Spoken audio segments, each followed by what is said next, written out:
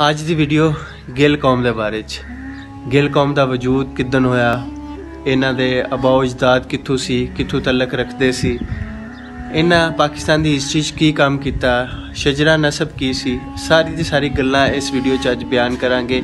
तो वीडियो शुरू करन तो पहले साडे चैनल नूं सबसक्राइब कर देना। अगर तुहानूं वीडियो अच्छी लगे तो अपने गिल भरावां नाल जट्टां नाल जरूर शेयर करना है, तो साडे चैनल नूं सबसक्राइब भी कर देना तो वीडियो नूं लाइक भी कर देना।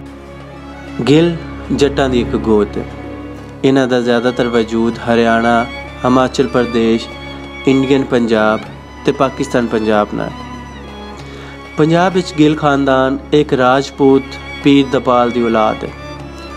गिल कौम दा पाल रामचंद्र नाल भी तलक है। रामचंद्र दी 16वीं पुश्तां तो बाद गिल पाल पैदा होए। इन्हां तो ही कबीले दी रीत शुरू हुई। गिलपाल दी औलाद खानदान कुनीयत गिल इस्तेमाल करती सी।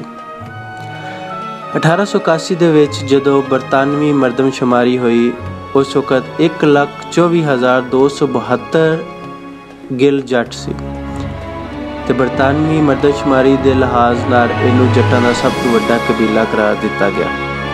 इन्हां दी ज़्यादातर आबादी लाहौर, फिरोजपुर, वक़्त बीतन तो नाल रावी, प्यास, सतलुज, फैसलाबाद, चन्योट, गुजरावाला, गुजरात, इत्थे भी गिल्लां दी ज़्यादातर आबादी मौजूद है।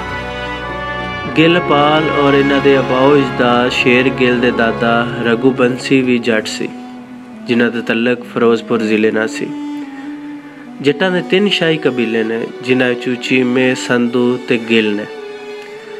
गिल कौम ने पट्टी, चौहान ते दूसरी कौमां नाल मिल के पंजाब विच बरूनी अकवाम दे हमलों दे खिलाफ 28 साल तक जंग लड़ी, सरहदां दी हिफाजत की।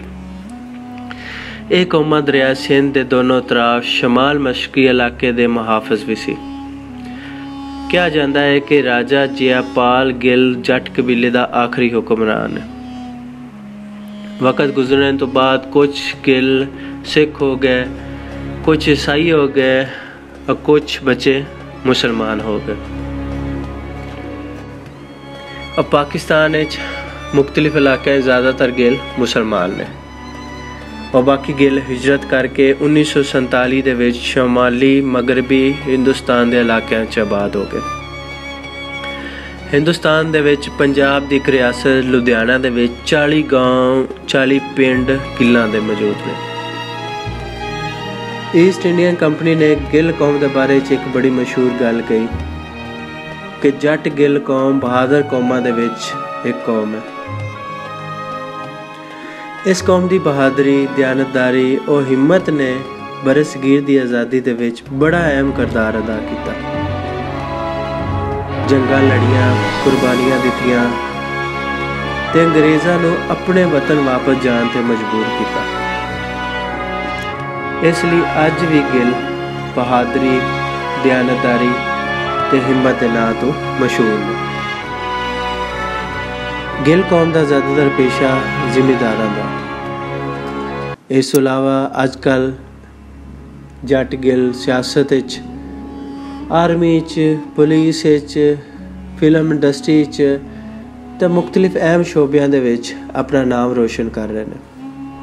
यह अज दी गिल कौम की हिस्ट्री छोटी सी हिस्ट्री